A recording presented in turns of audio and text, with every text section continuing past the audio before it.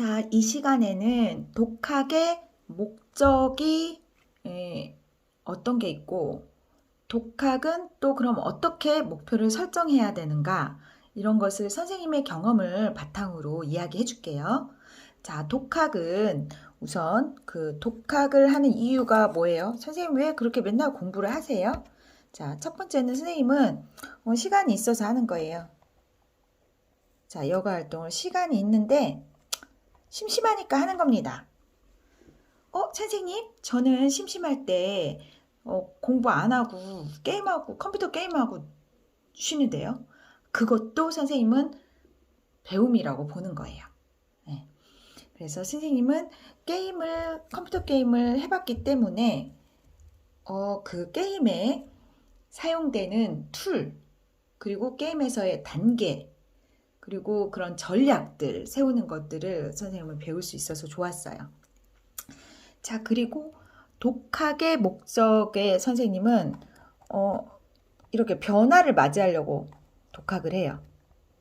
여기에는 작은 변화, 예를 들어서 생각을 전환시키는 거예요. 기분을 전환시키고 기분 전환을 위해서 공부를 하거나, 또 하던 일을 좀, 아까 수학을 공부했는데 이번에는 국어를 공부하고 이렇게 바꿔주는 거죠. 시간표가 하루 종일 수학을 6시간 한다던가 그러면 조금 힘들잖아요. 그래서 이 독학은 이렇게 쪼개어서 선생님이 앞으로 가르쳐 주려는 재미있는 독학, 좀 더 가성비 있는 독학은 이렇게 전환을 좀 끊어주는 게 좋거든요. 그리고 지금까지 했던 일이 좀 벗어나고 싶어서 다른 공부를 하는, 이런 것들을 이제 우리가 목적이라고 볼 수 있죠. 생각을 전환하고 일을 전환하고, 이렇게 해서 또 일상의 습관을 좀 바꿔보려고 독학을 하는 경우가 많아요. 자, 그리고 진로의 변경.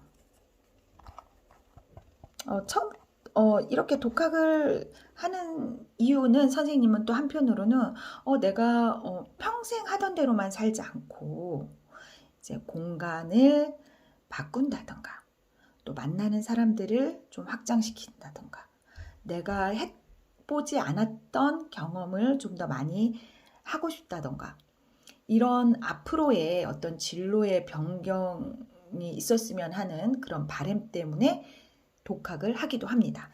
그리고 선생님이 마지막으로, 선생님의 그 독학의 목적은 이것입니다.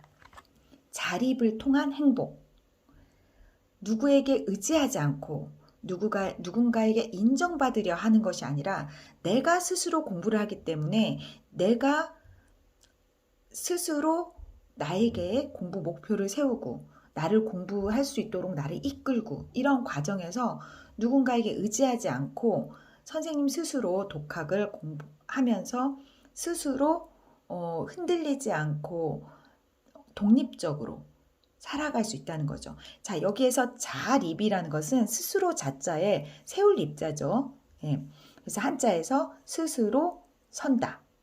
의지하지 않고, 친구나 다른 것에 의지하지 않고 스스로도 잘 살아갈 수 있게 되면, 그것이 결국 행복이, 흔들리지 않는 행복을 갖게 되는 것이죠.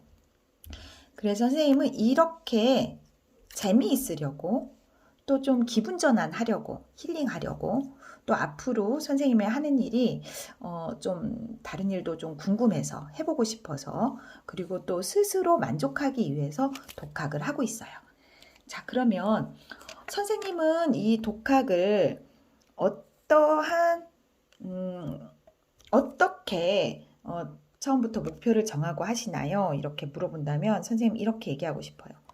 선생님 독학을 어떻게 설정하냐? 자,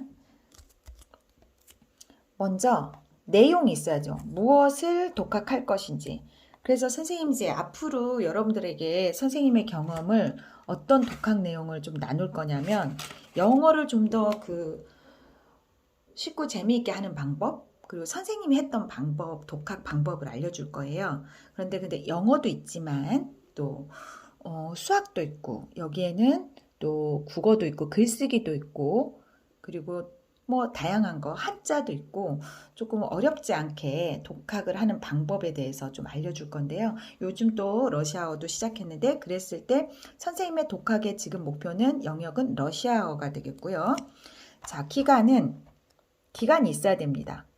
목표라는 것은 기간이 정해져 있어요. 한정없이 언젠가 할 거야 하면은 이게 시간이 계속 흐르고 실력은 쌓이지 않는 거죠. 그래서 선생님이 2020년에 러시아어를 공부를 시작했으니까 최소 5년은 이제 목표를 잡고 있지만 그 중에서도 올해 2020 여기 영역에서 좀 더 구체적으로 한다면 2020년도에는 러시아어 200문장 외우기, 2021년도에는 동사 500개 외우기, 2022년도에는 토르플 1급 도전하기. 지금 여기 이렇게 영역이 해마다 기간에 따라서 달라지고 있죠. 자, 그러면 선생님이 기간만 정해놓고 매일 공부 시간을 정하지 않으면 실력이 늘지 않겠죠? 자, 선생님은 매일 적어도 아침에 5분에서 10분은 공부를 한다. 러시아어를, 그 다음에 저녁에 가능한 5분에서 10분을 또 공부를 한다. 이런 이제 시간을 아침에 할 것인지 저녁에 할 것인지 정하는 거죠. 그리고 마지막으로 이 결과가 있어야 돼요. 나 어디다 쓸 건지. 선생님 이제 러시아에 가서 살아보고 그러니까 여행을 좀 길게 하거나 좀 그래도 좀 길게 살아보고 싶은 그런 목표가 생겼고 또 거기에서 러시아에서 잡을 가져보는 기대 효과를 선생님이 생각하고 있습니다. 이렇게 오늘은 독학의 목적이 4가지 알아봤고요. 그 다음에 독학의 목표는 설정할 때는 이 또 4가지가 필요하다. 이런 부분을 이야기했습니다. 자, 다음 시간은 실제로 구체적으로 독학 그 영역을 정해서 선생님의 경험을 좀 선생님이 해보고 효과가 있었던 것을 여러분들에게 공유하도록 하겠습니다. 자, 좋은 하루 되세요.